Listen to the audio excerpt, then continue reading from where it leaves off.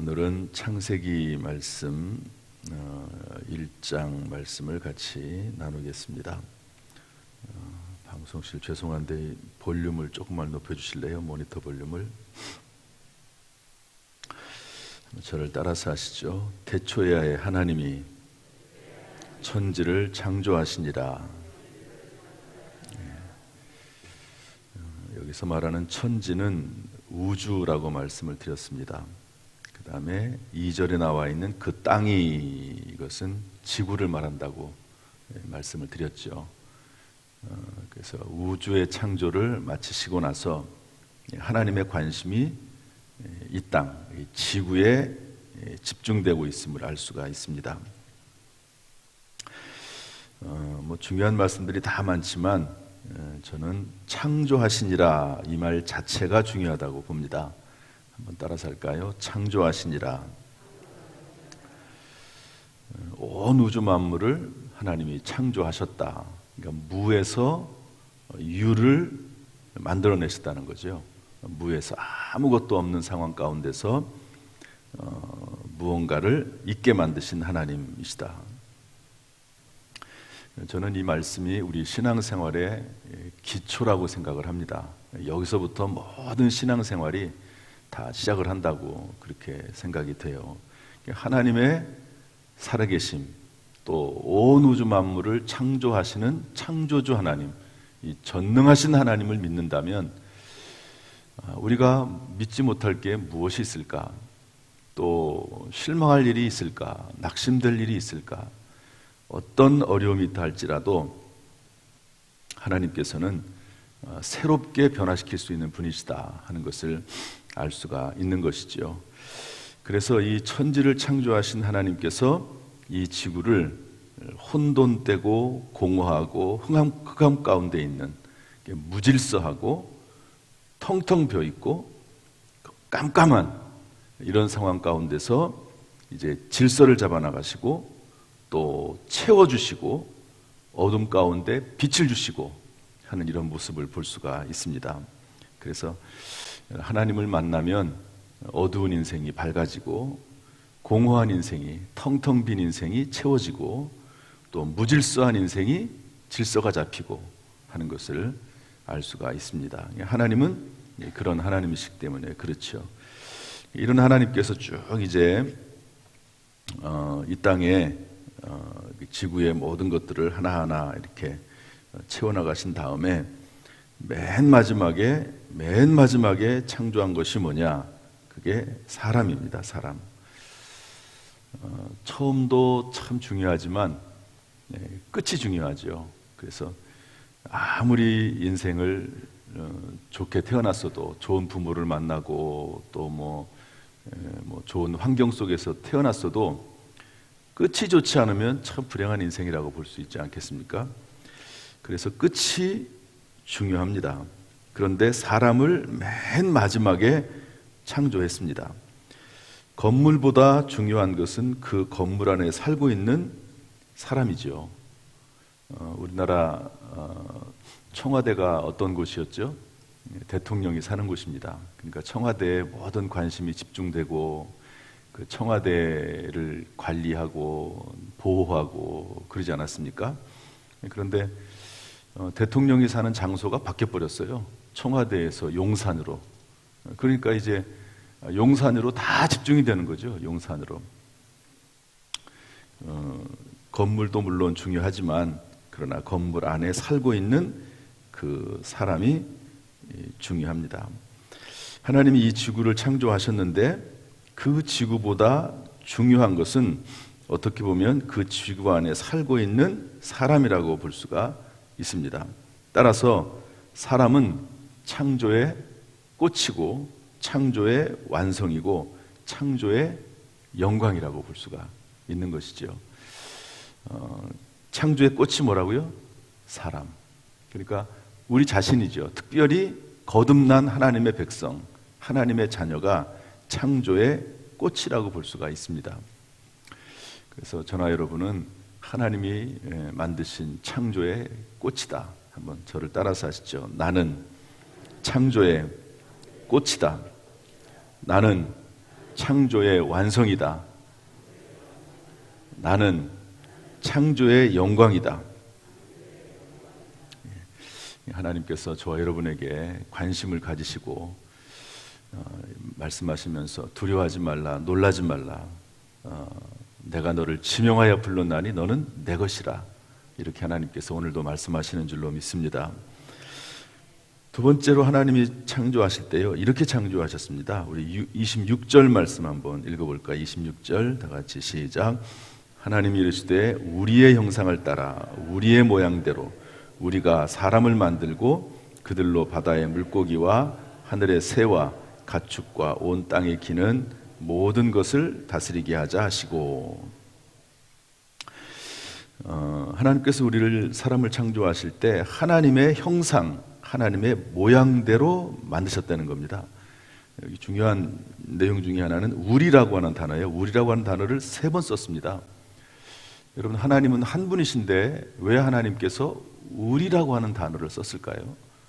이것은 신학적으로 아주 상당히 중요한 말씀입니다. 그러니까 하나님은 계실 때부터, 처음 존재하실 때부터 원래부터 존재하신 스스로 계신 자이긴 하지만 아무튼 하나님은 우리로 계셨다는 겁니다. 우리로. 그러니까 제가 창세기 첫 번째 말씀을 전할 때 2절에 그 땅이 혼돈하고 공허하며 흑암의 깊음 위에 있고 하나님의 영은, 이렇게 되어 있습니다. 그러니까 하나님의 영이 벌써 나와요. 성령이 벌써 나옵니다. 그러니까 태초에 하나님이 나오고 성령이 나오고 그 다음에 하나님께서 말씀으로 천지를 창조하시죠. 그때 말씀이 나오는데 그 말씀이 뭐라고요? 요한복음 1장 1절에 가면 태초에 말씀이 계시니라. 이 말씀이 하나님과 함께 계셨으니 이 말씀은 곧 하나님이시라. 그러니까 말씀이 하나님이라는 거예요. 그러니까 벌써 창세기 1장 1절부터 3절 안에 삼위일체 하나님, 성부, 성자, 성령 하나님이 이미 나와 있는 것을 볼 수가 있습니다. 여기서 우리의 형상이라고 하는 것은 뭐냐면 하나님이 세 분으로, 삼위일체 하나님으로 계신다. 세 분이면서 동시에 한 분이시고 한 분이면서 동시에 세 분이신 삼위일체 하나님을 말씀하고 있는데요, 그 하나님의 형상을 따라 만들었다 하는 것은 무슨 의미냐? 많은 의미가 있습니다. 영적인 존재다 하는 의미를 가지고도 있고요. 그 다음에는 그냥 우리라고 하는 단어를 강조한다고 하면 우리의 형상을 따라 우리의 모양대로 이렇게 돼 있다면 하나님께서는 사회적 인간으로 사람을 창조하셨다는 것을 알 수 있습니다. 한번 따라서 할까요? 사회적 인간. 다시 한번 사회적 인간. 그러니까 혼자는 못 살게 되어 있다는 겁니다. 사람은 하나님이 삼위일체 하나님, 세 분이서 한 분으로, 한 분에서 한 분이 세 분으로 이렇게 계시듯이 사람도 사회적 존재로 서로 의지하고 서로 돕고 서로 섬기고 살아가는 존재로 창조했다 하는 것을 말씀하고 있습니다. 그러니까 교회는 새로운 가족 공동체거든요. 그래서 교회는 최소 단위의 이 사회적 공동체를 이루고 또 그것이 모여서 전체 교회를 형성하는 그런 공동체라고 볼 수가 있습니다. 그래서 교회 신앙생활을 하면서 이 사회적 삶을 배우는 것이 교회이기도 합니다. 어떻게 함께 살아갈까, 또 하나님처럼 이렇게 사회적인 공동체를 형성하면서 살아갈까, 이것을 배우는 것이 참 중요하다고 볼 수가 있습니다. 그래서 일단은 우리라고 하는 면을 생각할 때 우리의 형상, 우리의 모양, 이것은 사회적 인간으로서 창조됐다 하는 것을 알 수가 있습니다. 따라서 이것은 또 어떤 의미를 가지고 있냐면 하나님께서는 하나 되는 것을 기뻐하신다 하는 의미를 가지고 있습니다. 따라서 합시다. 하나님은 하나 되는 것을 기뻐하신다. 삼위일체 하나님이 세 분이시지만 완전한 하나를 이루듯이 하나 되는 게 참 중요합니다. 그래서 로마서 12장에는 지체론이 나옵니다. 지체론. 그래서 각자 역할이 다 있거든요. 역할이. 그 역할들을 다 감당하는 것을 하나님께서는 기뻐하시고, 예수님께서 그래서 요한복음 17장에서 계속 강조하시는 말씀이 뭐냐, 제자들을 불러다가 제자들을 위해서 기도하시고 또 제자들을 권면하시면서 하나 되게 하옵소서, 이들로 하여금 하나님 하나 되게 하셔서 하나님의 선교 사역, 하나님의 나라를 이루어 나가는 일에 큰 역할을 감당하게 해달라고 기도하는 것을 볼 수가 있습니다. 이 사회적 존재라고 하는 것은 개인의 특성을 중요시하지만 그러나 하나된 공동체를 원한다는 것도 알 수가 있는 것이죠. 우리가 가정에서 또 직장에서 사회에서 특별히 교회에서 하나된 공동체로서 살아갈 수 있도록 힘쓰고 기도해야 될 줄로 믿습니다. 세 번째로, 하나님께서 자기의 형상, 곧 하나님의 형상대로 사람을 창조했다고 말씀하고 있습니다.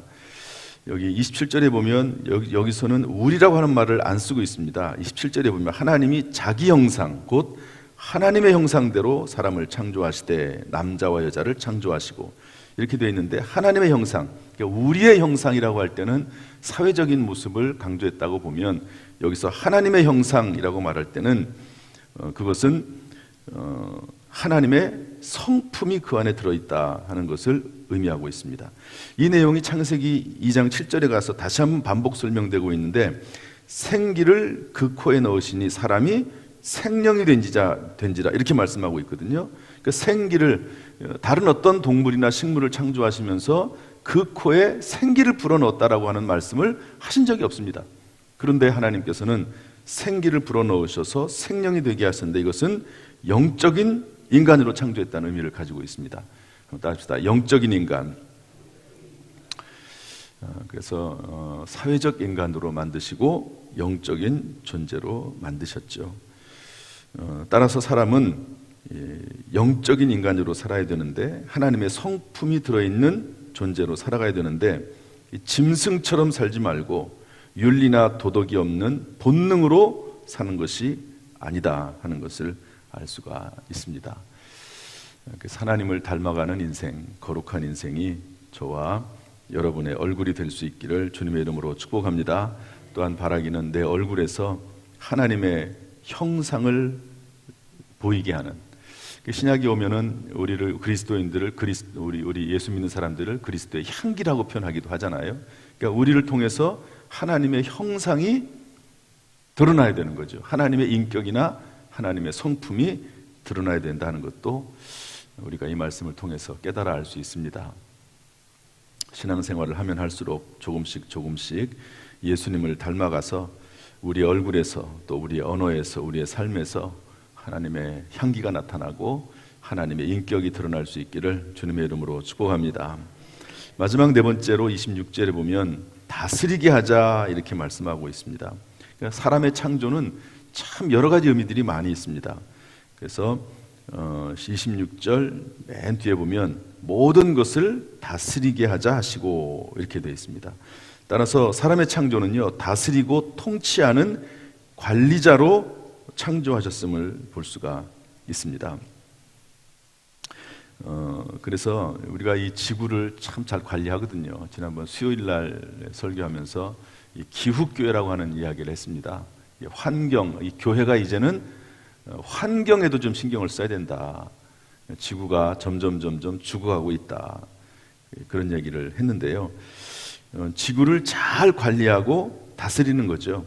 우리가 이 지구를 잘 관리하고 동식물을 잘 관리하는 것은 그것은 여론 때문이나 환경법이나 이런 것 때문이 아니라 하나님의 법 때문에도 우리가 관리해야 된다는 것을 알 수가 있습니다. 하나님의 법. 하나님께서 이 지구와 식물과 동물을 잘 다스리고 관리하고 또 좀 더 깊이 들어가면 잘 섬겨서 하나님이 창조하신 원래의 모습을 그대로 유지할 수 있도록 만들어주는 것도 하나님께서 우리에게 주신 문화명령이다. 우리를 관리자로 보내신, 청지기로 보내신 하나님의 뜻이 있다 하는 것을 알 수가 있습니다. 그래서 아무튼 함부로 쓰레기를 막 버린다든지 자연을 훼손한다든지 그런 것들을 사실은 조심해야 되는 일입니다. 또 집 안에서부터 집안 관리를 또 잘 해야 되겠죠. 이런 것들이 그냥 단순히 어떤 여론이나 법이나 이런 것이 아니라 하나님의 문화 명령 속에 들어가 있다 하는 것을 말씀해주고 있습니다. 우리가 이 스스로를 잘 다스리고 지구를 잘 다스리고 모든 동식물들을 잘 다스릴 수 있는 그런 우리 각자 개인들 또 교회가 될 수 있도록 힘써야 될 줄로 믿습니다. 마지막 한 가지만 말씀드리고 마치겠습니다. 29절 30절 말씀인데 여기 보면 어떤 말이 나오냐면요, 먹을거리라고 하는 말이 나옵니다. 29절에 먹을거리, 30절에도 먹을거리 이렇게 돼 있는데 하나님께서 사람에게 먹을 것을 주십니다. 먹을 것을 주세요. 그리고 사람을 만들기 전에 먹을거리를 먼저 만드셨습니다. 사람을 딱 만들어 놨는데 먹을거리가 없어. 그러면 그것도 곤란하잖아요. 하나님께서는 온갖 채소와 과일을 다 먼저 만들어 놓으시고 그리고 사람을 만드시는 거죠. 성경 말씀에 마태복음 6장 32절에 있는 말씀처럼 하나님이 이런 먹을 것, 마실 것이 우리에게 있어야 할 줄을 아신다는 거죠. 여러분, 우리에게 꼭 필요한 것이 무엇인지를 하나님은 아시는 줄로 믿습니다. 그리고 그 문제에 있어서도 하나님은 관심이 많으세요. 그러니까 우리가 먹고 사는 문제에 대해서도 하나님이 관심이 많으시다. 그것 먼저 하나님이 창조하셨기 때문에 그렇죠. 그런데 동시에 마태복음 6장 32절에 이런 것들에 대해서 하나님 있어야 될 줄을 아시지만 마태복음 6장 33절에 가서 하나님께서 곧바로 말씀하시기를 그러므로 너희는 먼저 그의 나라와 그의 의를 구하라. 그리하면 이 모든 것을 너희에게 더하시리라 말씀하고 계십니다. 하나님이 다 알고 계시지만 우선순위를 분명히 하라는 거죠. 우리가 하나님 앞에 우선순위를 분명히 할 수 있기를 주님의 이름으로 축복합니다. 특별히 올해 우리의 우선순위는 뭐죠? 표어 말씀입니다. 표어.